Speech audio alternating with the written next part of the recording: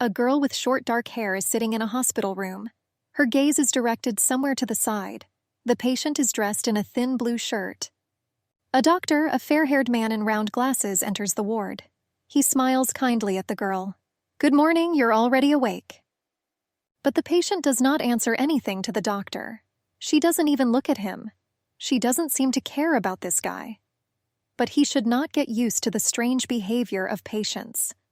The doctor says his name is Siki Enshi. He also asks the girl to say her name.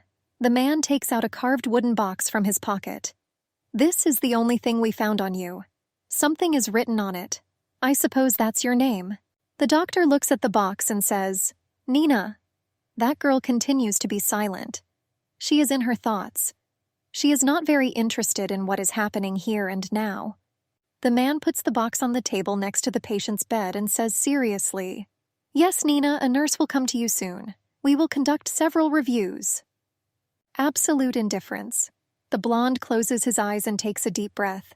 The situation is unpleasant, but he holds back. She still doesn't want to talk.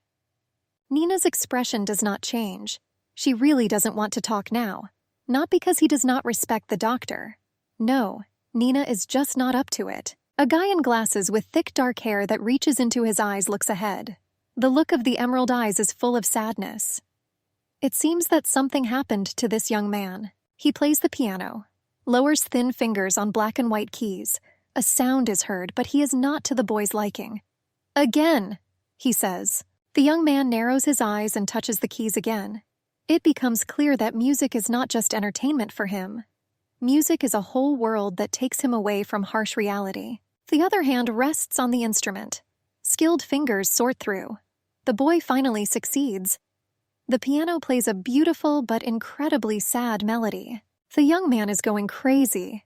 He starts hitting the keys harder. "Just a little more," the boy says to himself. "If you can get beyond your feelings." Suddenly, the young man's fingers slow down. The melody becomes softer. That incredible frenzy disappears. The guy closes his eyes. "Not so much." The finger of the right hand lightly touches the black key. The sound is not bad. Maybe now everything will work out as it should, as the creator wishes. But no, not that again. The guy can't achieve that desired musical balance. Sometimes it's too gentle. Sometimes it's too rough. The young man's fingers begin to tremble. He does not hold back and hits the keys with his fist. Of course, it's not good anymore, but the young man does not care. He just can't play right now. It can't, and that's it. He leans his back against the wall and grabs his hand. Terrible pain binds his body, prevents him from living and creating. The reason for this pain is the mention of its existence. The boy's hand trembles even more. He tightens his fingers on his wrist, trying to quell the violent tremors. The young man leans his forehead against his hand and says to himself, "This is your curse with which I was left alone." He is angry and sad at the same time. Missing her. Suddenly, the boy's phone starts vibrating. The screen flashes white light. This pulls the young man out of his sad thoughts. He asks wearily, "What is it?" The guy picks up the phone. He hears the same doctor's voice. "Hey, Luhan, you are the only one who cleans her grave every week, right? I thought, the flowers you bring her." A young man interrupts a friend. "Could you please stop calling me Luhan?" Sounds somewhat annoyed. He does not like this appeal. The doctor becomes more serious. "I'm sorry, Luca. I just wanted to thank you for doing what I have to do as a father. But 2 years have passed. You don't have to visit her every week." Luca clenches his hand into a fist. "It's up to me to decide." People do not understand this young man at all, his pain. They say to let go and live on. But how? The doctor says with sadness in his voice, "I'm worried about you. Hana wouldn't want that." Luca shouts, "Stop it! You called me out of the blue to say that." The doctor sighs tiredly. Actually, because of that girl. He talks about his silent patient, about Nina. It seems that she interested him in something.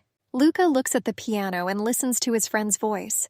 "The one you found 3 months ago, I wanted to talk to you about her." The boy replies that he has already spoken to the police. The doctor hesitates. It's hard to explain. This is not a phone call. Better to meet soon. In the meantime, take care of yourself." Luca is indignant. "Wait, I haven't finished yet." But the doctor has already hung up. The young man looks at the phone screen to make sure that the call is completed. Luca takes off his glasses and smiles sadly. Just like her, he never listens to others. Suddenly, the rope with the blue pendant around the boy's neck breaks. The young man freezes in place. What does he want to talk about? I have no relation to her. A pendant in the shape of a simple pebble which can be seen on any beach flies down. The young man continues to say to himself, "But this is strange." The young man looks at the floor. More precisely on your pendant. The guy is surprised. The ornament hung around his neck all these years and only now fell to the floor. Luca puts his hands behind his head. He was confused about everything that was happening. These events, these things, these coincidences seem strange to him. Just like when I found that girl. The young man scratches the back of his head and looks at his hand as if enchanted. He recalls the events of that night, the night that affected him and his life. It's dark. Luca returns from somewhere. Suddenly the young man stops. A girl is lying on the grass a few steps away from him. Her legs are covered in scratches. The young man opens his eyes wide. He did not expect to come across such a find. The guy looks at the stranger's face. She is unconscious. Parubok's mind goes back to the beginning of this story. Luca is lying on the bed. The young man has headphones in his ears. He is again trying to find salvation in music. If his own breaks his heart, maybe someone else's will calm him down. Luca closes his eyes. The only thing he dreams about now is to fall asleep. To fall asleep so as not to see the terrible reality. Fall asleep, to get into your own world. The young man turns to his side, making himself more comfortable. He hopes that sleep is about to come to him. The clock on the nightstand shows midnight. But sleep is in no hurry. It seems that he is not going to visit Luca today. The young man sits down on the bed and sighs deeply. How tired he was of all this. Insomnia, like other problems, tortures him not for the first time. Luca puts his hand to his forehead, once again plunging into painful thoughts and memories. Memories of happiness. A ghost of a girl suddenly appears near the boy. She has long blonde hair that falls in beautiful curls on the bed. The girl leans against Luca's shoulder. She sees that the young man is sad. She herself is not amused by this. She wants to comfort him so much. But how? How can she do this if her soul has long since left her body? Ghost lowers his head and sighs. There are things that even the living cannot influence, what to say about the dead. And the girl understands it. It dissolves in air. Luca senses something. He glances to the side, but there is no one there. The young man is not disappointed because it is quite expected. Ghost does not exist. The young man takes out a sports jacket from the closet and presses it to himself, inhaling the smell of leaves, grass, and night air. He knows he can help him now. The guy puts on a jacket and puts headphones in his ears. He can no longer stay in his house, this room, these things. All this puts pressure on the young man, so he decides to run away. The guy goes outside. The full moon casts rays of soft light on the ground. The young man runs away from his own thoughts. Sports sneakers thump on the cobblestones. The guy accelerates. He tries to forget, tries to save himself, but he can't. Her image does not disappear from the young man's head. He realizes that his escape has no meaning, no success. Luca stops and catches his breath. After a few minutes, he makes a second attempt to escape. His face is focused, his gaze full of determination. He starts running again. Run, ignoring the fact that his Lou is no longer here. Suddenly, he freezes in place. The young man hears some strange sounds. He takes the earphone out of his ear and listens. A voice says to him, "This way?" Luca is shocked. Wait, is that Hana? He cannot believe that he hears this voice. Maybe it's a hallucination. But no. The young man turns aside. A bright reddish glow dazzles him. He automatically covers his eyes with his hand.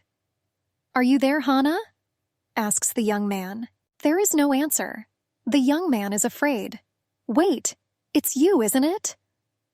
And again, nothing. Parubok runs forward, rushing into the light itself. His heart is full of fearful excitement. Multicolored smoke surrounds Luca. He slows down and puts a hand to his chin. The boy cannot understand what is happening. Who called him? He easily jumps over a cloud of smoke. The strange glow does not disappear anywhere. Luca does not know how to react to all this. There are so many questions in his head. But who will answer them? The young man looks out from behind the tree and says to himself, "Where is this light coming from?" He hears a soft rustle. The glow begins to move away from the young man, hiding in the thickets of the park. The guy narrows his eyes. "It's impossible, isn't it, after all, Kana?" He tries to convince himself that everything seen is just a figment of his sick imagination. Sherhit does not subside. Luca opens his eyes wide. He finally realizes the reality of what is happening. His thoughts scream, "Hana!" The young man jumps up. He runs forward. His heart tells him that he is doing everything right, which is how it should be, even if it is completely illogical. The guy stops. He sees the girl's mutilated body in front of him. She wraps her arms around something, probably a pillow or a jacket. Luca says in his mind, "It's not her, but..." A guy can't dump this girl here in a dark, cool park. The young man leans over to her, checking if she is breathing. The rustling is heard again. The young man is wary. But these are just the girl's movements. She barely opens her eyes and mumbles something. Luca turns to the girl. "Hey, you hear me?" Speaks deliberately loudly and clearly to be understood. The guy says that he will call an ambulance now. The girl doesn't answer anything, just stares at Luca. The young man is already talking on the phone. "I found an injured girl in the park. Please send an ambulance. East Park, down the hill." A few minutes pass. The ambulance workers are already standing next to Luca, waiting for him to show them the victim. The guy points his hand forward. "Here." They carefully put the girl on the stretcher. The paramedics bring the stretcher to the car. The policeman says that the girl will be taken to the Southeastern Emergency Department.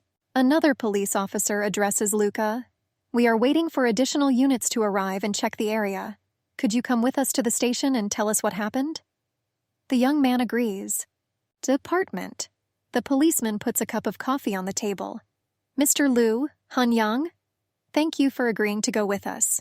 You called us, didn't you?" A man introduces himself.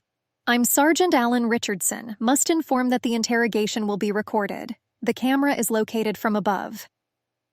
The policeman asks Lucas the first question. "What were you doing in the park at night?" The guy says he went for a night run because of insomnia. He left the house at 2:30 and arrived at the park around 2 o'clock. He was running when he heard a rustling coming from the forest. But this is not entirely true. The boy has already been released. He looks at the high-rise buildings at night. If he had told the investigators what he had actually seen, they would have thought he was out of his mind or simply lying. A young man squeezes the gate of his sport. He puts his other hand into his jacket pocket and feels for something. She was definitely not there when the young man went for a run. Where did she come from? Luca narrows his eyes. He asks himself, "What?" The young man takes out a small wooden box from his pocket. A clover flower is carved on it. There is also the inscription, "My dear Nina." The guy remembers how this thing ended up in his possession. When the medics were putting the girl on a stretcher, a box fell out of her pocket. Luca picked her up. The guy thinks about what to do next. "It's that girl's thing. Should I go back to the police station? Maybe this box will help. And maybe it doesn't matter anymore." The young man turns his head to the side. He estimates how far to go to the branch. If this thing is going to help the police in any way, he should give it up. The boy lowers his eyes and says in his mind, "Southeastern branch?" He decides to bring the box, but not to the police, but to the girl herself. Despite the late hour, the hospital is still open. Almost all the windows are lit. The young man looks at the station. His look is somewhat displeased. He really didn't want to come back here. Nevertheless, the young man is already here. The name of the department is written in large white letters on a red sign. The young man goes inside. The girl in the blue shirt asks Luke, "How can I help you, sir?" The guy says that he came to convey something.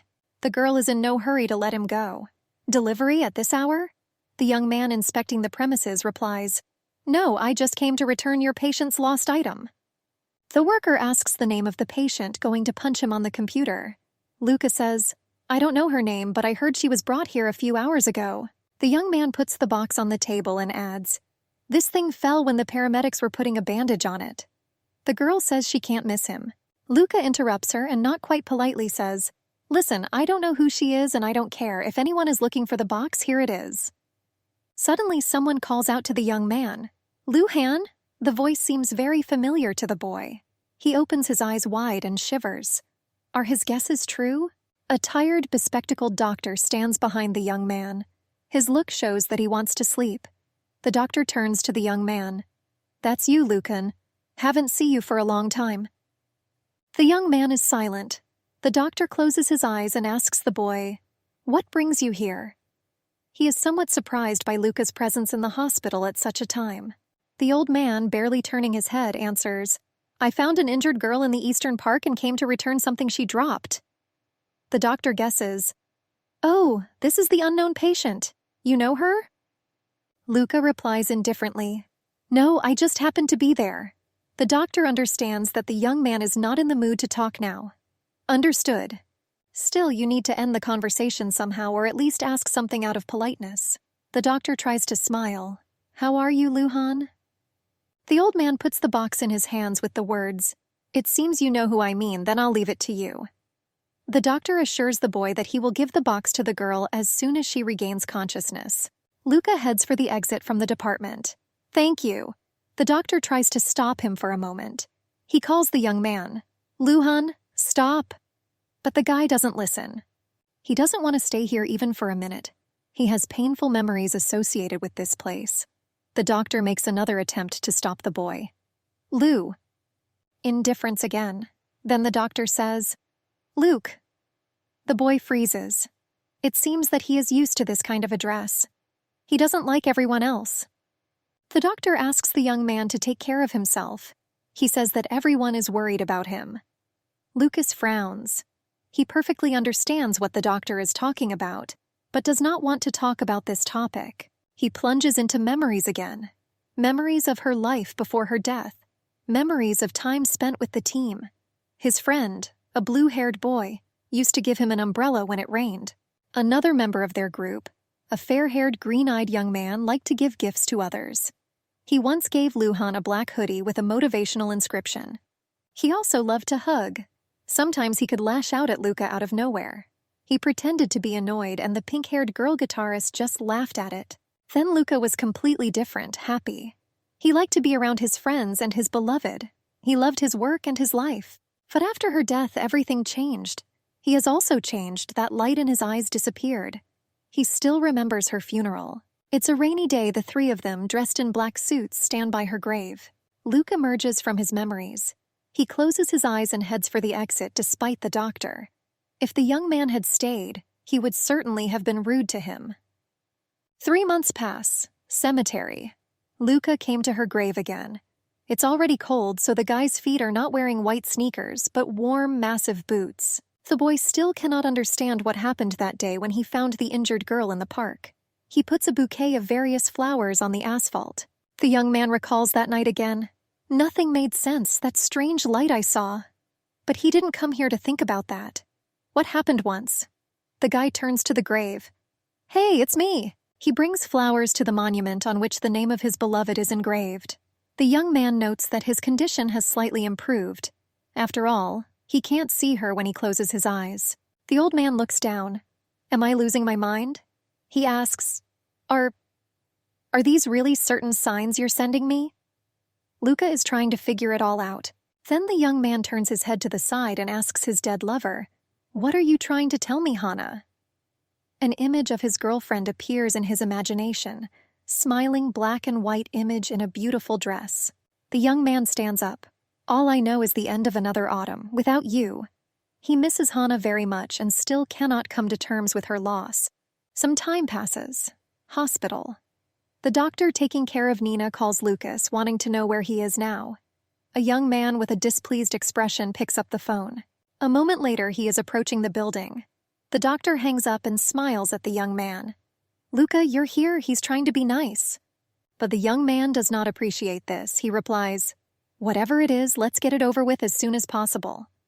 He doesn't want to talk to anyone. The doctor asks, "Did I call you at the wrong time? We could talk later." Luca says that everything is fine. "Okay, let's get down to business then." The doctor smiles from the corner of his mouth. He clears his throat. "I'd like to talk to you about the girl you found. Remember when you brought her a music box a few months ago?" Luca crosses his arms on his chest and rudely replies, "So what? Listen, I told you I don't know this girl. What else do you want from me?" The doctor closes his eyes and calmly says, "And yet you came here even though you knew that the conversation will be about her."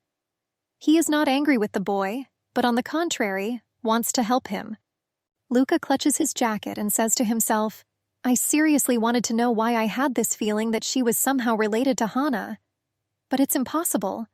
What did I expect? It was stupid to come here." The doctor looks up at the sky and begins to explain to the young man, "It's hard to explain, but when I first saw her eyes, those big, clear eyes, for some reason they reminded me of Hana." The young man is indignant. "Can you even hear yourself? How can you say that some random patient looks like her?" Parubak reacts sharply to mentions of her. The doctor lowers his eyes and continues sadly, "Her eyes also reminded me of someone else's." Luca looks expectantly at the man. He says, "Yours." The doctor turns his back to the boy. "Your eyes have been empty since you gave up everything, and from her too."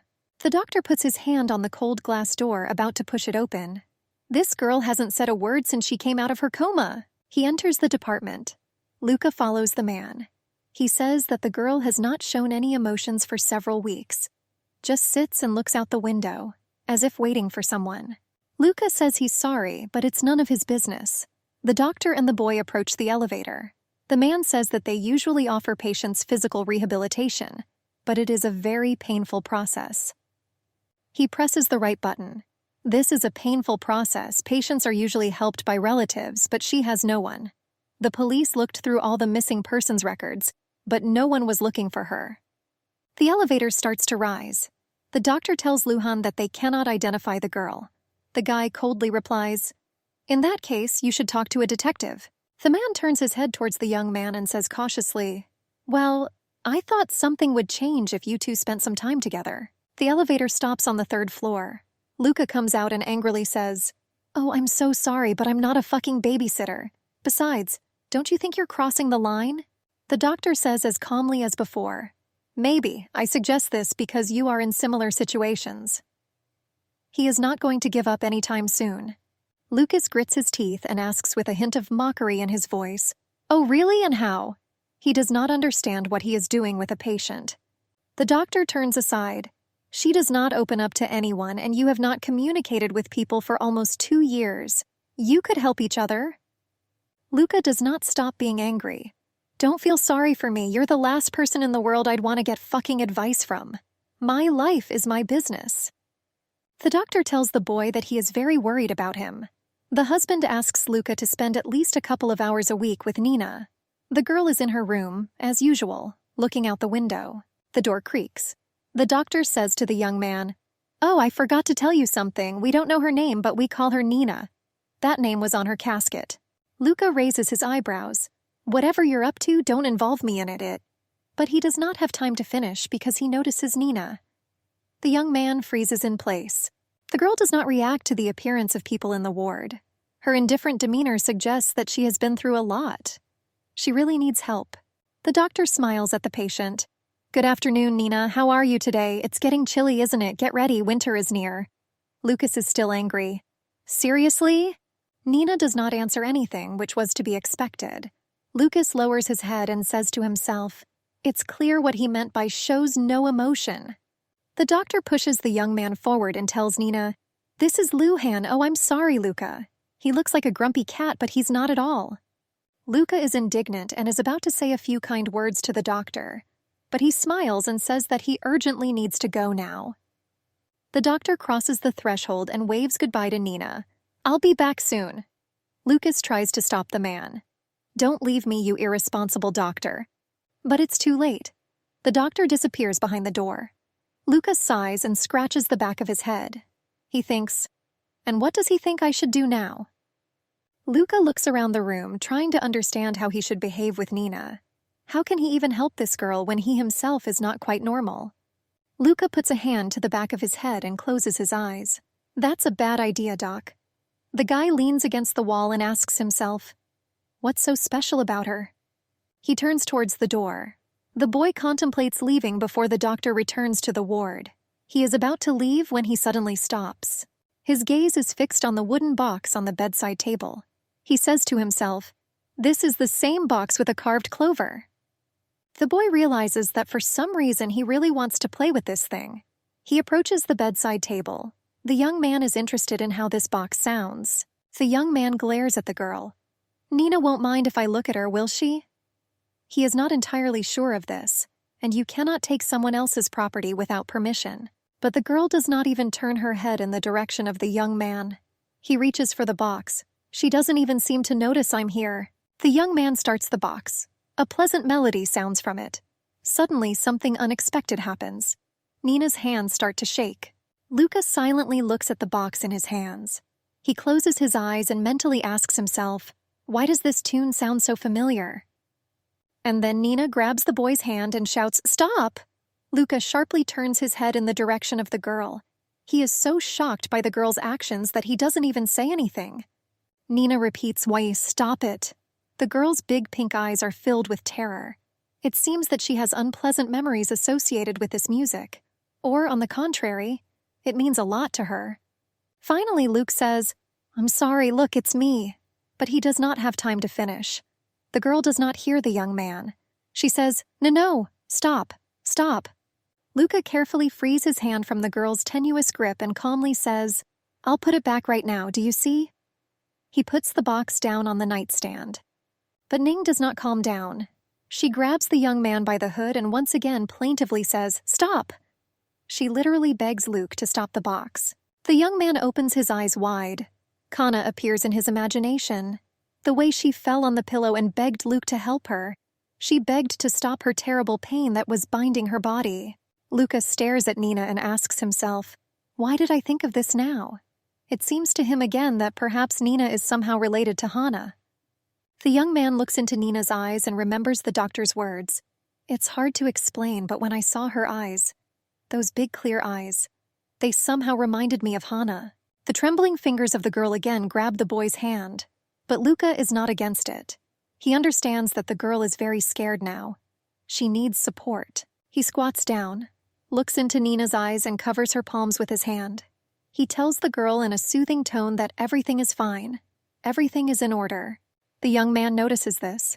He gently squeezes the girl's hands and firmly says, "Don't be afraid." After a few seconds, Nina slowly lets go of the boy's hand. She looks down at her hands. They no longer tremble so much. It seems that the boy's words finally affected the girl. Hysterical releases her from her clutches. The girl reaches for the boy's cheek. He carefully follows her hand. A second later, Nina's fingers barely touch Luca's cheek. He looks at the girl. Tears appear in her eyes. Nina grabs the guy's hoodie, leans into his shoulder, and starts sobbing. The young man is shocked. He did not expect that the indifferent Nina would react to him like that. But he does not push the girl away. There is still something in her. The young man puts his hands on Nina's back, hugs the girl to him, and closes his eyes. He whispers, "You're safe now." The doctor is in his office. He heard Nina's thin voice, and it surprised him. Although, on the other hand, he knew that one day she would speak. The man goes to the girl's room. He goes to the door and looks inside. He closes his eyes and says, "What's going on here?" The doctor freezes in place. He sees that Nina is sleeping peacefully. The girl's hand squeezes the hand of Luca, who is sitting on the bed. The young man does not take his eyes off Nina. The doctor squints. This picture moves him. Luca notices the doctor's presence and turns a devastating look on him. The guy shows that he is angry. The doctor enters the ward and presses the button to close the door behind him. Luca, not looking at the doctor, says, "Just so you know, she can talk." The guy gets up and goes to the door. The doctor says that he heard Nina's voice. Luca says that this would be his last visit to the hospital. The doctor says softly, "Luca, I know I'm asking too much, but this is the first time she's said anything since she woke up. Please, just until we find out what happened to her." Luca scratches the back of his head and assumes that the girl spoke not through him, but through the music box. In any case, he will not come again. The young man and the doctor go out into the corridor.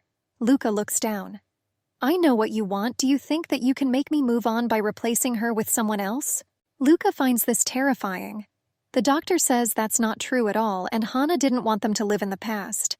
The young man clenches his hands into fists. "What do you know?" The doctor does not hold back. He says angrily, "Watch your tongue, we're talking about my daughter." Luca's behavior annoys him. Does he not understand that it is difficult for everyone? But Luca is not going to remain silent. Yes, about the daughter you are trying to replace, but no one, you hear? No one will ever be able to replace Khan. A clatter is heard from the ward. Luca falls silent. The young man and the doctor simultaneously turn their heads towards the door. What happened to Nina's ward? The doctor opens the door. He and Luca look inside. The doctor asks, "What was that?" Nina is lying on the floor. The girl looks at the visitors. She is trembling all over. A second later, the girl utters, "Lou?" The doctor is frightened by Nina's condition. "Are you okay?" Luca stares at the girl in surprise. Nina tries to get up, but her body refuses to obey her. The girl falls. She runs her nails across the cold floor. Finally, the girl calms down a little. She rests her hands on the floor and repeats, "Lou!" A silent plea can be read in her eyes. The stunned young man asks, "How did you find out about this?" "It's really incredible." He turns his head to the side. This abbreviated form of his name hurts the barbs. But it was not always like that. Once it sounded like a gentle melody that illuminated his world, awakened something warm and refreshing in his subtle musical soul. That's what she called the girl. His Kana, his one and only eternal love. She often smiled when she addressed him. She loved him as he loved her. Luca once again plunges into memories. Some room with a lot of lockers, a nice melody is heard. Luca, dressed in a white and blue shirt, plays the piano. The game comes easily to him. Fingers hit the keys exactly as needed. Everything is mixed in the game of Peru buck. Lightness and heaviness, concentration and relaxation. It is an absolute balance. Suddenly, someone approaches Luca and covers the man's eyes with his hands. Hana's voice says, "Guess who? I knew you would come back. Pianist." Luca turns his head to the girl's side and asks, "Did you just call me a pianist?" Hana puts her hands forward and moves away from the boy. Luca measures the pink-haired girl with a cold look. It seems he didn't like being distracted from the music, especially when everything started to come out. The boy turns to the instrument and touches the back of his head with his hand. "My name is Luca, I'm not a pianist." Hana sits down at one of the desks and takes out a piece of paper from somewhere. "Is that you, Lu Hunyang? Did I pronounce it correctly?" The young man is shocked. "Where did you get it?" The girl asks if this name is Chinese. Luca turns his back to Hana. "Yeah, but I never liked my name, so I'm just Luca." The pink-haired one smiles. "That's a cool name." Luca replies with sadness in her voice. "You're the only one who thinks that. No one remembers my full name or pronounces it wrong." Hana looks at the young man with wide eyes. He seemed quite cute to the girl. She wonders how she can help him. After a moment, the pink-haired one blurts out, "So what about Lou? It's shorter and definitely easier to pronounce." The young man stutteringly says that he likes Luca. The girl just smiles at this. "I think it suits you very well, and what do you think?" Mischievous lights dance in Hana's eyes. Luca looks at the pink-haired one in silence. He looks a bit confused. The young man is impressed by Kana's beauty and lightness, her kindness. However, it doesn't matter. He just liked her. Luca blushed. He covers the blush with his hand so that the pink-haired girl doesn't see anything and says that Lou sounds good. The girl cheerfully says, "Okay, Lou. Oh, I forgot to introduce myself. I'm Hana, so we'll see each other again, right?" Confused, the young man replies, I guess?" The pink-haired girl puts her hands on the young man's shoulders and smiles sweetly. "Welcome to the club of rock bands." Luca is impressed by the girl's actions, but does not push her away. That was how they met. Other memories appear in Luca's head. For example, how Hana, holding a guitar in her hands, always greeted him, "Lou!" When Hana was called by the girl like that, his world suddenly became brighter. She spent a lot of time with him. Sometimes Hana was bored while the young man was studying. "Lou, I'm so tired." But usually the moments when they were near each other were marked by fun. Hana, together with other members of the group, met Luca from school. She took the young man by the hand and led her. And Luca loved it very much. But the realization of how important Hana was to him came only after her death. In addition, the young man should have predicted one more thing. Their relationship was too good to be true, and Hana's illness confirmed it. The girl wasted away in front of her eyes. She told her lover with a look of horror that she could not move her legs. And that's when the young man understood. There are no happy endings in reality. Luke emerges from his memories. His face is gloomy. Everything connected with Hana causes him indescribable pain. That's why he doesn't look at Nina now. In some moments, she really resembles Hana, and their eyes are generally identical. The girl, still sitting on the floor, calls out to the young man again, "Lou?" Parubik does not hold back and turns his gaze to Nina. He narrows his eyes. Who is this girl? Luca purses his lips. All this seems to him too strange, mystical. The young man drops to the floor next to Nina and calmly tells the girl, "Don't call me that, I'm Luca, not Lou." She tries to repeat, "Lou, Ka." The old man extends his hand to the girl. "That's right, I'll help you." Nina silently looks at the young man. His quiet, soft voice soothes her. She looks at Luca's palm, an all too familiar palm. Somewhere Nina has already seen it. Only he can't remember exactly where and when. She places her fragile palm in Luca's. The boy easily picks up the girl in his arms and looks into her eyes. "What then?" The old man gently lowers Nina onto the bed and asks, "So what's your name?" For some reason, it seems to him that Nina is not the real name of this timid girl. She turns her head and says softly, "My name?" It is not clear why she is so surprised by this question. It is hard to believe that a person cannot know his name. Luca says, "I heard you haven't told anyone your name yet." Nina opens her eyes wide. Parubak notices something incomprehensible, strange in her gaze. Nina averts her eyes from the young man and stares at her feet. Luca guesses that something is wrong here. "Wait, you don't remember your name?" Nina's expression becomes sad. She shakes her head. Unfortunately, the girl does not remember much about herself, and she, judging by the reaction, is not happy about it. Luca asks the girl another question. "What about the night I found you? Do you remember anything? Why were you there?" She says, "No." A doctor approaches the girl's bed. He puts his hand to her cheek and asks the patient if she has anyone they could contact. Nina is shocked by this question. She opens her eyes wide and freezes for a moment. Then the girl turns her head to the side. She is silent.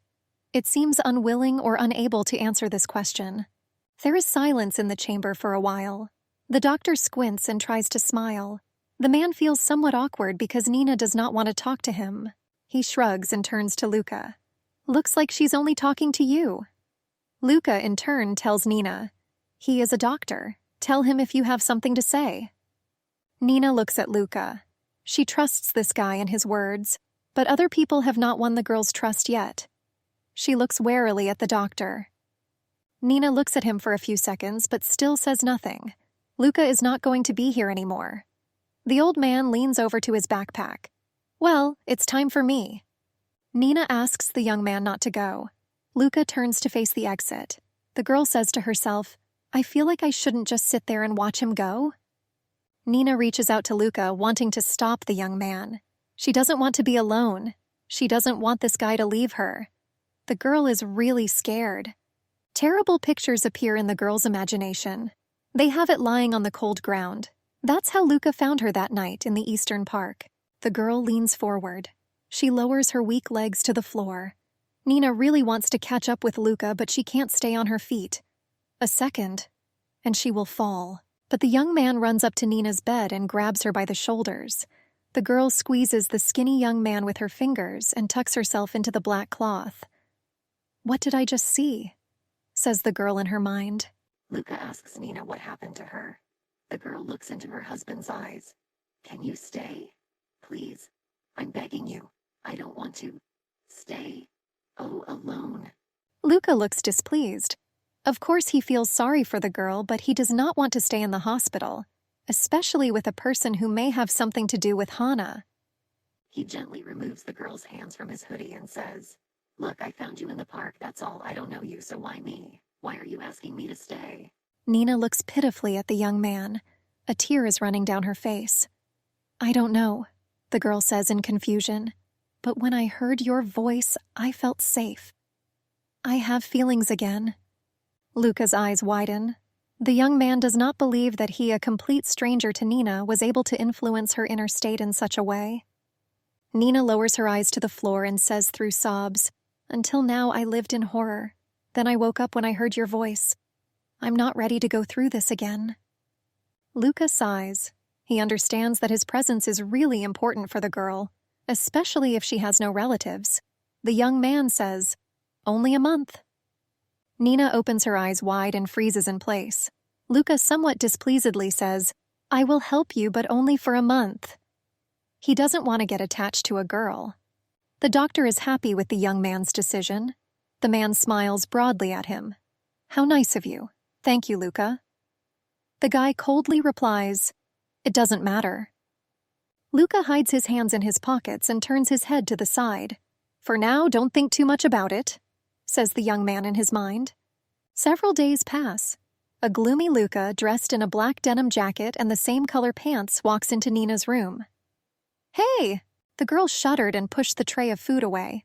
"Lou!" she exclaims. "Nina, be careful," says the boy. "I told you 100 times, don't call me Lou." The red-haired nurse takes away the tray so that Nina does not spill the food and get dirty. Luca runs up to the girl, who is in a hurry to get out of bed. He picks up Nina. She looks at him with wide-open eyes. "Sorry," says the girl quietly. She didn't want to trouble anyone. Luca raises his eyebrows. "Stop jumping out of bed." Nina is still too weak to walk. Her attempts to run up to Luca always end in the same way. Some time passes. Luca looks at the screen of his phone. The clock shows almost 11 o'clock. By the way, the screensaver of the young man's phone shows a clover. Coincidence? The young man glances at Nina. The girl also looks at Luca. Now she has an exercise schedule. The nurse gently kneads the patient's legs. Luca sits down on the bench and leans against the wall. It seems that he is already tired of being here. A doctor and another nurse approach Nina. The doctor looks at the black folder in his hands. There is also an unfamiliar blonde woman with brown eyes in the ward.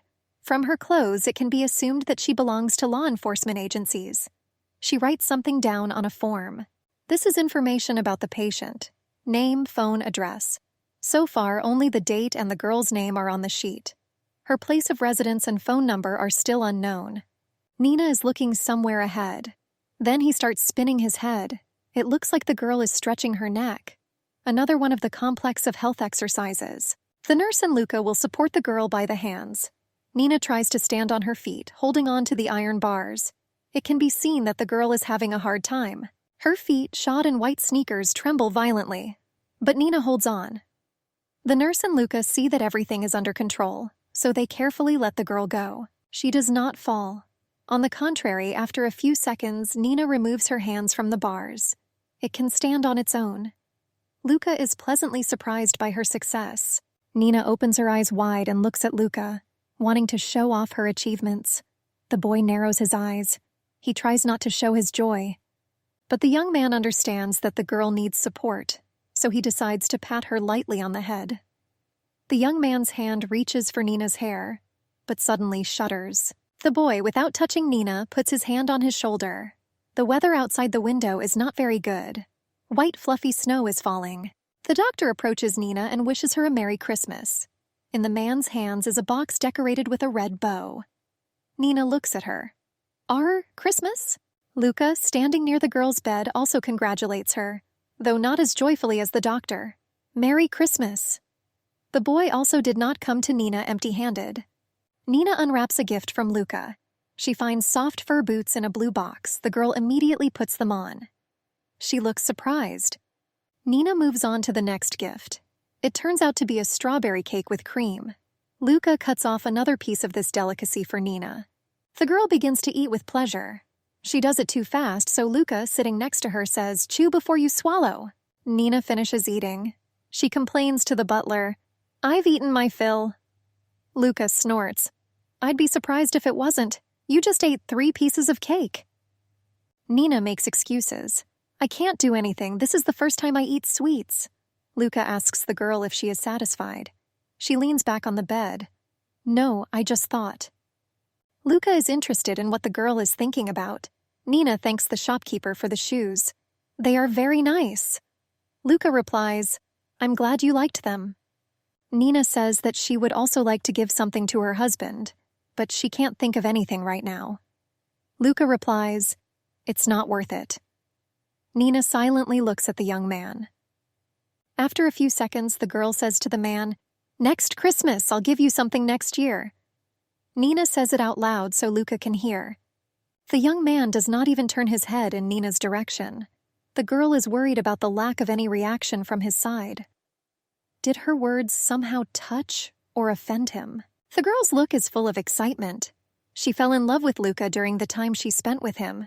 Nina does not want the boy to suffer at all. The young man does not move from his place. The sound of broken glass is heard. Luca is no longer in the hospital. He just remembers Nina. The look on her face can't get out of his head. Someone calls out to the young man, "Luke!" Luca opens his eyes wide. He emerges from the memories. The young man turns his head to the side and says, "Is something bothering you?" A blonde-haired, green-eyed girl wearing a light blue shirt and black skirt smiles at the barman. "You seem confused lately." The young man bows his head. "I'm sorry, I have no excuses." The woman leans her elbows on the table and begins to look at her hands. "Because of the girl, isn't it?" The guy is indignant. "Miss Harm!" The woman is only amused by the anger of the young man. Caught! It seems that the blonde is satisfied with the fact that she bit him. But Luca never admits that his thoughts are occupied by Nina. Nothing like that. It didn't sound very confident, but it didn't matter. The young man begins to clean up the broken cup. The woman, of course, does not believe the young man. "I understand you. When I was your age, I was like that too, spending all my days thinking about boys. But my dear, overthinking is not an option." The young man lowers his head. The woman puts her hands on her waist and softly says, "Just rest, okay? Go get some fresh air. Oh, and it's time to change those rusty guitar strings. Will you do it for me?" The young man glances at the guitar standing by the wall. Yes, this musical instrument is really old. Luca agrees to help the woman. Several hours pass. Luca approaches the hospital. The boy is dressed warmer than usual because it is very cold outside. The icy wind hits the young man in the face. Luca remembers his previous meeting with Nina. Then he said to the girl, "I said I would help you only for a month. After that, I won't come back." Nina did not answer the young man. She just looked at him with a pitying look. The girl barely restrained herself from crying. After a few seconds, she lowered her head and uttered a single word. "Understood." It was difficult for her to let Luca go. She didn't want him to go. But what will you do? The door to Nina's room creaks. The girl turns her head and, somewhat surprised, exclaims, "Lou!" The old man came to her. Again. Nina stares at the floor and says in a trembling voice, You're back." The young man replies that he is just keeping his word. Nina awkwardly thanks him for this. Luca approaches the bed. The girl notices a bag on his shoulder and asks in surprise, "What is it?" Her natural curiosity has not disappeared. Luca turns his head towards the girl. In the sense, it's a guitar case. Nina asks what a guitar is. She does not remember even the simplest subjects. The boy knows this, so he is not surprised, but patiently explains, "This is a musical instrument. You choose the fret and pick the strings to make a sound. You can perform different songs." Nina was interested in the guy's words, but she didn't understand anything. The girl confesses to this trap. Luca asks, "Do you want to hear?" She nods her head. The young man scratches the back of his head. "Then let's go outside. We don't want to disturb others. After all, this is a hospital, not a club or a cafe, where music is only welcome." The young man helps Nina put on a warm jacket and sit on the cart. The guy says, "Put this on, it's cold outside." He carefully throws his scarf around the girl's neck. A few minutes later, Luca and Nina are already heading down the street. The young man asks the girl if she had physical therapy. Nina says pathetically, "Yes, my whole body hurts." Luca is interested in how everything went. Nina says that she was able to take 3 steps on her own. This is not a bad achievement, but the girl is not happy. She believes that this is not enough. Luca sees her disappointment in her own strength. "If you rush, you will hurt yourself. Just give yourself some time to rest." But he barely has time to finish. Nina tightly grips the handrail of the wheelchair and says firmly, No, I don't want to just sit back and wait for things to magically work out. The girl adds that nothing will change if she does nothing. That is why Nina wants to learn to walk again as soon as possible. Perhaps then, says the girl awkwardly, I will be able to repay your debt. She is referring to Luca's concern for her. The young man narrows his eyes and looks away from Nina. He sees that this conversation upsets the girl, so he decides to change the subject. I'll just show you what you wanted to see. The old man takes out a guitar from the case. He adjusts the instrument. I haven't played the guitar in a while, so it won't be perfect. The boy touches the strings. Surprisingly, his fingers remember the right hands. A pleasant melody is heard. Nina's eyes widen in surprise. After a few seconds, the girl leans back in the chair and relaxes. She tries to merge with the music into a single entity. Suddenly, a string flies off the guitar. The sound is not very pleasant. Nina immediately snaps out of her dreams. She turns her head towards the boy and opens her eyes wide. A young man examines his injured hand. Nina excitedly asks him, Lou? All right? Yes. She calls him Lou again, ignoring his request. Luca does not show that he is in pain. Firstly, he is not used to showing his emotions to others, and secondly, he does not want to make Nina nervous. The young man says that this happens often. I'm fine, adds the young man, but judging by his shaking hand, that's not the case at all. Nina leans a little towards the young man and excitedly exclaims, You're definitely not okay. Luca tightens his jaws. His face is very tense. He repeats to himself, Of course, everything is fine. It happens. It's okay. Nina freezes in place. An idea comes to her mind how to support the young man. After a few seconds, the girl carefully extends her hand to Luca. She takes his scalded palm in hers, thus expressing her sympathy to the boy. Luca often did this when he wanted to calm Nina down. Luca feels something strange. His palm is shaking less. The young man says to himself, Her hands are like that. He tries to find the right words. All this time, the young man does not take his eyes off Nina's palms. Finally, he thinks of a word that can describe the girl's hands. Warm. Nina looks at Luca with concern. Still hurting? It seems that she was not jokingly excited about the young man. Luca hurries to calm the girl.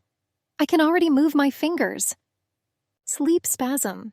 The young man clenches and unclenches his hand to make sure of it. Luca does not understand why everything turned out the way it did. Why did he heal so quickly? The young man plunges into memories again. He thought he would never be able to play, not on any instrument. He thought he couldn't even think about music. Invisible shackles bound his hands for a long time. He believed that he would not be able to play for only one reason. It was her last wish that turned into a curse for him. But finally it all ended. Luca smiles madly. The young man does not believe that he can actually play again. A few tears fall on the young man's hand. Luca puts his hands to his face and starts sobbing. Nina silently looks at the young man. She looks a bit upset. The girl thinks she did something wrong.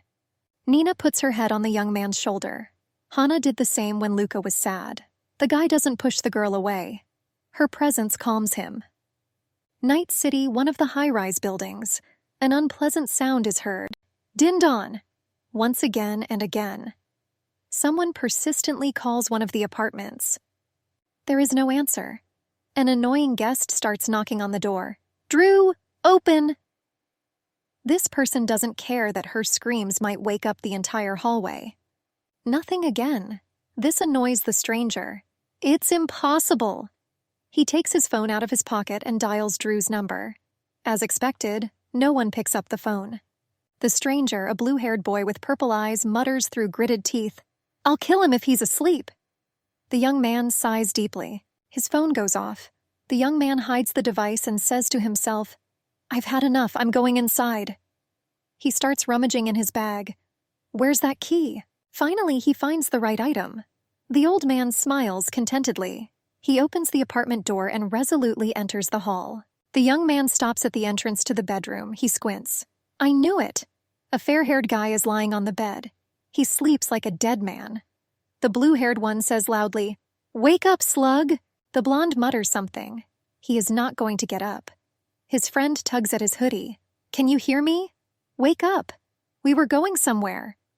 The old man asks to give him another 5 minutes. The blue-haired one puts his hand behind his head and says displeasedly, "God, what a sound sleep."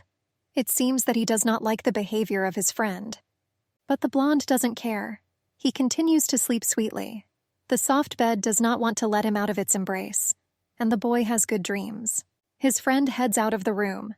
"I can't believe we're in the same time zone. You have 15 minutes. Indecipherable mumbling is heard again. The blue-haired man goes out into the corridor so as not to disturb his friend's sleep and gathering. The guy takes the scarf off his neck. "I guess I'll have to wait." He turns his gaze to the side, to the closed black door. "Luke's room," says the young man in his mind. After Hana's death, Luhan did not let anyone in. Of course, the young man's aloofness was reflected in his relations with his friends. The blue-haired man says, "Should I?" "No. Anyway, it's been a while since we last talked." The young man lowers his head and clenches his hand into a fist. "I wonder if things will ever be the same again?" He and Drew tried to help the boy, but he pushed the help away. That's why they stopped saving him. The blue-haired man convinces himself that his attempt to talk to Luca will not end in anything good. The old man goes to his room. Suddenly he freezes in place. A young man hears music. Is that coming from Luke's room? He asks himself. Indeed, beautiful sounds come from a closed room. The blue-haired one smiles softly. Brings back memories.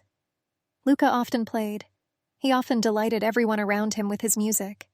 Before her death, the friend's current game surprises the blue-haired man. He decides to go to Luca to find out.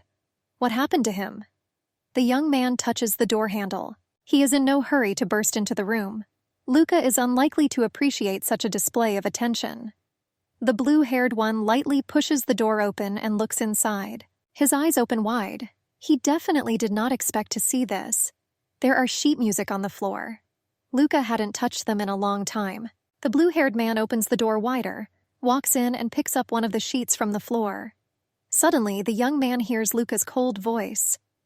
"What are you doing here, Jay?" The young man answers kindly and at the same time uncertainly. "Hey, Luca, long time no see, right?" Luhan looks suspiciously at his friend. It doesn't look like the pianist is happy about his arrival. Jay runs his eyes over the sheet of sheet music. "Is this, I take it you've started writing music again?" He is shocked but doesn't show it. Luca cannot be scared, and Jay knows it. That is why he speaks to his friend very calmly and cautiously. Luca says somewhat harshly, "How did you get in here? What the hell?" The young man does not really want his friends to see what he is doing. Jay, about to get up, explains, "I was going to my room, but the sound of the piano stopped me. The last time we met, you said you were leaving the band because you couldn't play the piano anymore." Jay looks down at the floor and sheepishly adds, "I was so worried about you, but now I feel better." The guy is happy for a friend. The fact that he returned to music is a great achievement. Luca asks again, "Has it gotten easier?" Jay smiles at the corner of his mouth. "Yeah, it made me feel better when I saw you play. Again, as before." Luca turns to face the piano. "Just go." The young man does not want to listen to the chatter of his friends about how they worry about him. But Jay doesn't understand this, or he's just pretending. He smiles widely. "Hey, I'm actually trying to be nice here." The young man tries to cheer up Luca, but in vain. Jay puts the sheet of music on the table. "Look, I understand you're mad at us, but I have no idea why. But we still worry about you, okay?" Jay crosses the threshold of the room and stops for a moment. He turns his head towards Luca and says with a slight smile, "You really need to move on. There is no answer. Anyway, I'm going." Jay waves to his friend in farewell. He understands that it will not work to talk to Luca now. It's not worth it. But he did not expect that the girl will be affected by his words about moving on. Luca sharply turns to face Jay. "It's easy for you to say. It took you a month to forget her." Luca angrily asks his friend if he ever cared about Hana at all. Jay clenches his hands into fists in rage. "The moon? Light? Is that what you were thinking?" Jay runs up to Luca and grabs him by the shirt. "You think I'm a cold-blooded psycho who would sneeze at the death of his own sister? We did everything we could." An evil light flashes in Luca's eyes. Jay does not think to stop. "You know that her disease was incurable. It's been 2 years already. Are we moving on? She's dead." Jay narrows his eyes and says that Luca will not bring her back to life with his self-pity. The blue-haired one urges the young man to finally grow up. Luca doesn't hold back and slaps Jay. He does not understand how he can talk to him like that. How dare he talk about Luca's selfishness when he himself is no better? Meanwhile, in Drew's room, the blonde sits on the bed and starts rubbing his eyes, trying to wake up. He remembers Jay's warning. The cries of the blue-haired man are heard from somewhere. The moon light, is that what you were thinking? Drew listens to someone else's argument. Drowsiness immediately leaves the young man. The guy guesses Jay and Luca. He guesses that the fight between these two will not end well. They both took Hannah's death hard, but Jay was resigned to it. Unlike Luke, Parubka is annoyed by any mention of the girl. Drew starts to worry. Dad. He jumps out of bed and heads to Luca's room. The guy walks in just as Luca slaps Jay. The blue-haired one screams and falls to the floor. Luca overdid it with the force of the blow. A dazed Drew yells, "What's going on here? Why are you fighting?" Of course, he knew that the team's relationship with Luca had become strained after Hannah's death. But that was it. Luca ignores Drew's words. Instead, he turns to Jay. "I know she's gone, I know, but..." It seems that the guy already regrets what he did. Jay angrily says, "So what's your problem? Look how miserable your life has become." Drew helps Jay. "That's enough, you need to calm down." But Jay doesn't listen. "You're just a coward who's afraid to leave your little world." Luca is silent. For the first time, he thinks about his friend's words. Jay calms down little by little. The young man narrows his eyes and firmly says, "Stop dwelling on the past, live your life." Luca turns his head to the side. He has nothing to say again. Or maybe he just doesn't want to talk to Jay. All this is very difficult. His relationship with his friends is really not what it used to be. Rage flares again in Jay's eyes. "Are you just going to stand there and ignore me?" The old man rolls up the sleeve of his sweater and clenches his hand into a fist. Drew tries to stop him. "Don't you dare!" He grabs his friend by the shoulders and carefully says, "Dude, stop, seriously." But Jay is not going to do that. He says gruffly, "Let me go, Drew." The blonde understands that if he doesn't do something now, it will be bad. The blonde throws Jay over his shoulder. "No violence in this house." The young man is outraged. But Drew ignores his protests. The fair-haired man carries his friend to another room. "Let's go drink somewhere." Jay yells, "You tall bastard! My pride is trampled." On the street, Jay holds his injured cheek and complains to Drew, "It hurts so bad. If he had not been my friend, I would have condemned him long ago." The blonde notes that Luca hit Jay pretty hard and asks the latter what exactly happened between them. The young man says that he just gave a friend some advice. And Luca simply did not perceive her that way. A second later, Jay adds, "By the way, Dad said that Luca is spending his last days in the hospital." Drew asks if the pianist is sick. Jay is quick to reassure him. He was just visiting his father's patient. Drew says he remembers something like that. His aunt talked about her, but he didn't really believe it. Jay perks up immediately. "She? Is it a girl? Interesting." Drew doesn't really understand what got Jay so interested and amused. What? Jay enthusiastically says that this is their chance. Drew still can't help but wonder, "What are you talking about?" Jay explains, "Our chance to improve our relationship with Luke?" Drew asks how exactly. The blue-haired man's eyes flash. "I'll go to the hospital and find her, then I'll talk her into persuading Lou to talk to us. Call me a genius." Drew says cautiously, "I don't think it's a good idea.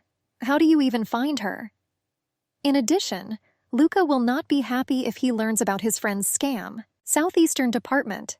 It seems that Jay is really convinced of the genius of the idea of finding a mysterious patient who has such an effect on Luca's condition. Jay walks into the hospital and gives the receptionist a friendly smile. "Good morning, Miss Smith. Could you tell Dr. Ansey that his son has come to see him?" A short-haired girl calls a man, "Dr. Ansey, your son has come to see you." The girl turns to Jay. "He said he's in his office now." The young man thanks. He enters the elevator. He gets a text from Drew on his phone. "Wait, where are you? Just don't tell me you actually went to the hospital." The young man replies that it's too late. He promises to tell everything when he has dealt with this matter. Drew isn't too pleased. "No, you're kidding, right? Jay?"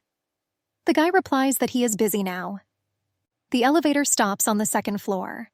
Parubak leaves and heads down the corridor to his father's office. He quietly knocks on the door. Dad, it's me. The doctor raises his head. Jay, come in. The guy opens the door. Ansi immediately notices the crust on her son's cheek and excitedly asks, "What happened to your face, Jay?" The young man smiles widely. "I faced an angry kangaroo and he hit me." His jokes again. He is not going to tell his father about the real reasons for his injury. Ansi, fortunately, is not going to question her son. Haha, it's not funny, so what is owed? Have you run out of money? Usually Jay comes to his father in such cases. Jay walks over to Anne's desk and says with mock resentment in his voice, "Oh, Dad, what son needs an excuse to visit his beloved father?" Ansi replies, "To someone like you." Jay continues to dramatize, "Oh, you just broke my heart. You know that I am a caring and loving son." Ansi is distracted from typing on the computer. "Speak now." Jay asks cautiously, "Luke has been coming here a lot lately, huh?" Ansi agrees. Jay says, "There are rumors that he is seeing someone at the hospital. Who is she?" Ansi understands what his son is leading to. "I won't tell you anything about my patient." Jay rests his cheek on his hand and smiles. "So this is your patient? Well, then I'll have to figure it out myself if you don't want to talk." Ansi asks tiredly, "What, you don't have anything else to do?" The smug smile doesn't leave Jay's face. "No, not now. Just tell me who she is." Ansi rolls her eyes. "You're not going to fall behind just like that, right?" Jay cheerfully replies, "No." So far, everything is going according to his plan, and he is happy about it. The doctor adjusts his glasses. "I wonder where you got such stubbornness from." A rhetorical question. Ensi himself is the same as his son, but it seems that he is not going to tell him everything so quickly. He closes his eyes and says firmly, "All I'm going to tell you is that he's helping me with something, that's all." Very vague answer. Jay says, "That doesn't explain anything. Can't you just tell me who she is?"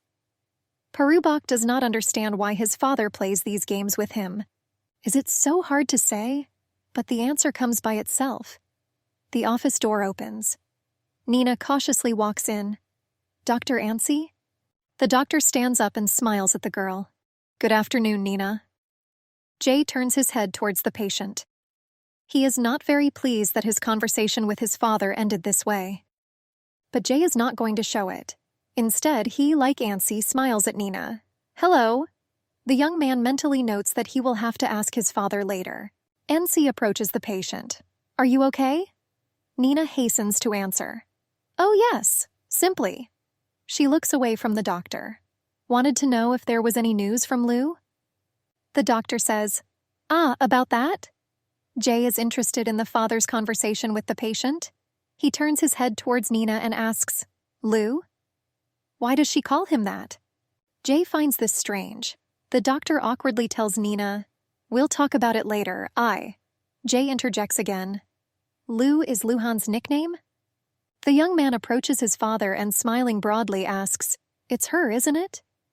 Enz hesitates. "Jay." It seems that he is uncomfortable in front of Nina for his son's behavior. The guy turns to the girl. "I was just about to leave. Are you going back to your room? Let me guide you." The young man really wants to talk to Nina. The girl does not know what to answer him. It is not very polite to refuse, but she does not want to communicate with other people either. Nina barely got used to Dr. Ansi. The guy squints sweetly. "Oh, by the way, I'm Jay Ansi, Luke's friend." He is sure that it will happen, that Nina will trust him. Otherwise, it will be difficult. The girl opens her eyes wide. "Do you know Luca?" It seems that she is interested in this guy. She is generally interested in everything related to Luca. The young man nods. "Yes." He takes Nina by the hand and carefully leads her out of the ward. Dr. Ensi watches his son's actions in shock. He understands that it is impossible to stop him now, but still makes an attempt to do it. "Jay, please, give her a break." But the boy does not listen to his father. "Luca and I have known each other for a long time." Then the young man turns to the doctor. "Dad, didn't you say you were busy with some paperwork?" Jay suggests that Nina talk on the way. She agrees. The boy and the girl are heading down the corridor to the wards. Ensi reaches forward trying to stop them. "Whoa, wait!" But he is ignored. The doctor sighs. It's good for her to talk to not only Luca, but Jay. What is he thinking? And why does he need it at all? Meanwhile, the guy starts an unobtrusive interrogation. How did you meet Luca? The girl says that she woke up several months ago without any memories. Luca helped her. Jay asks the second question. Oh, so that's how you became friends? Nina drops her eyes to the floor and says sadly, No, I don't think we're friends. The girl turns her gaze to the window and touches the cold glass with her fingers. Well, I don't think he ever thought of me as a friend at all. An image of a silent and serious young man appears in Nina's imagination. She continues. After a month of helping him, he left without looking back. The girl remembers how he cried on their last meeting. Nina says, I understand why he left. And yet I can't stop thinking about the last time I saw him. Nina says that the man was in a lot of pain, but unfortunately she could not do anything to help. It can be seen that she often chastises herself for this. The girl turns her head to the side so that Jay can't see her sadness. He didn't ask for help either, and in the end, I was nothing more than a burden for him. Jay asks the girl how often Luca visited her. 3 times a week, Nina answers. Jay says his buddy never did anything he didn't want to do. Nina directs her gaze forward. I think it was more out of pity than anything else. We have come. Jay kindly opens the ward door for the girl. The girl enters the ward. Jay finally replies, Oh yeah, Luca and I have been friends since high school. We were in the same group. Jay smiles at the memory. Nina somehow confusedly says, Friend, high school, these 3 words. The girl seems to taste them. For some reason, they caught her. Nina directs a puzzled look out the window.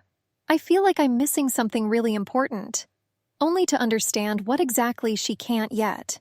Nina sits on the bed. A tear is running down her face. The girl hurries to wipe it off. I'm sorry. I don't know why me. Jay asks worriedly. Are you okay? I'll bring you a napkin.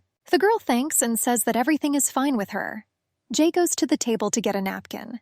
His gaze clings to one book. Oh, Pride and Prejudice? The green floral cover of the book looks very cute. Jay asks the girl, Is that yours? I only saw the movie and I kind of liked it. Decent. The boy takes the work in his hands. And how is the book? He's either really interested or he's just trying to talk to Nina somehow. Most likely the first option. The girl immediately comes to life. This is a gift from Nurse Jenny. I tried to read it out loud to cure my stuttering. Jay marvels. Wow, but you don't shut up at all. He assumes that the girl trained very hard. Nina thanks the man and tells about her impressions. She liked the main character. Nina wants to become the same as her. Jay smiles encouragingly at the girl. I think you've already become one. The fact that you are trying to get better already shows how strong you are. Nina is surprised. Do you really think so? It seems that she does not believe in herself very much. Jay squints and grins even wider. Yeah, why would I lie? The cafe where Luca works. The door opens. Maybe a new visitor as usual. Or maybe someone else who is not going to buy anything here. Black sneakers with red stripes on the sides thump on the floor. A blonde woman smiles at the guest. Hello, Drew. Have you come to visit your lovely aunt? The guy takes a breath. Judging by his appearance, he was running to the coffee shop. Sweat runs down the boy's face. The young man weakly says, Hello, Aunt Ivy. Luca here? The woman turns her head to the side. Yes, there it is. Luca, dressed in a work uniform, is carrying several bags somewhere. They probably have coffee beans. The young man's face, as always, is serious. Drew turns to his friend. Hello, Luke, may I have you for a moment? He says cautiously. I think Jay went to the hospital to visit. Just don't be mad. The guy continues. Your friend? Luca glares at the blonde. He doesn't understand how they even found out. And the main thing is, why do they do it? But the pianist is not angry. He is rather shocked. He is so shocked that he drops sacks of grain on the floor. They fortunately do not tear. Luca stares at the blonde. The pianist says, We are not friends. The guy bends down to pick up the bag. And it's her choice who to talk to. In fact, she'd be better off with Jay. Drew, shaking with excitement, asks, But isn't she the one you cared about? Don't you care what Jay might say to her? Luca replies that it is not up to him to decide with whom she should communicate. Drew looks at his friend in silence. There is a certain tension between them. After several minutes of tense silence, Drew turns his head toward his aunt and asks if he can take Luca for a moment. Evie agrees. Luca and Jay go outside. The pianist, having taken off his work apron, takes out a cigarette from his pants pocket and lights it. He does this carefully, so as not to start a fire. The young man takes a puff and exhales the smoke. Drew asks a friend, "Do you still smoke?" Luca doesn't answer anything. The blonde understands that this is not the best way to start a conversation. He hastens to correct himself. "Anyway, thanks for agreeing to talk to me. We haven't talked properly in a long time." The young man smiles. Drew says they have a lot to talk about. He asks a friend who the girl he is dating is. Luca looks somewhere ahead. "You say as if she is my girlfriend. It does not." Drew doesn't give up. "But she means something to you, doesn't she? Otherwise you wouldn't go to a place you hate so much. Confess, Luca. Are you just pushing everyone away, including her?" asks the fair-haired man. Luca leans against a brick wall. The young man thinks about what to answer to his friend. Finally, he finds the right words. "Look, I probably went too far and I'm sorry about that, okay?" Drew says he needs to talk about last night.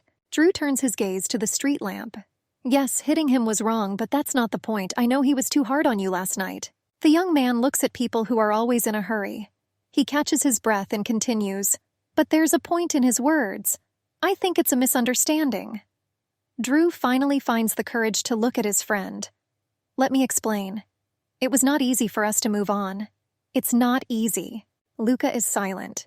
He takes another puff. Drew says, "You know what Hana meant to all of us. Do you really think we forgot about her and everything?" Luca removes the cigarette from his mouth and says somewhat angrily, "You both move on as if nothing happened." He does not understand how it is possible. Drew sighs tiredly. "That's not true. There is not a single day when I don't think about the moments when we were all together. The same can be said about Jay. Hana was the one who brought everyone together. Her cheerfulness and openness united them. Drew, Jay, and Luca's whole world revolved around this girl. When she died, everything they had built together fell apart. Her death had a profound effect on all of them. Emptiness reigned in their souls for a long time. Drew says it's hard to explain in words, but the young man remembers their band's performance. When they were on stage, in front of the crowd, it seemed to Drew that they were one. A smile appears on the fair-haired man's face. Then it seemed that only the sky was the limit. Those were the best moments of my life. Drew regretfully says, "I would do anything if there was a way to turn back time, so don't think it was easy. It does not." Luca sighs and puts his hand to his face. "My memories of her hurt, but I can't get rid of them. It's hard for me to do that." Drew hangs his head. "What worked for me may not work for you." He looks down at his sneakers. "You have to find your own way to deal with grief." The fair-haired man cautiously says, "For me, it was about getting to know new people. However, I realized that no one can replace her."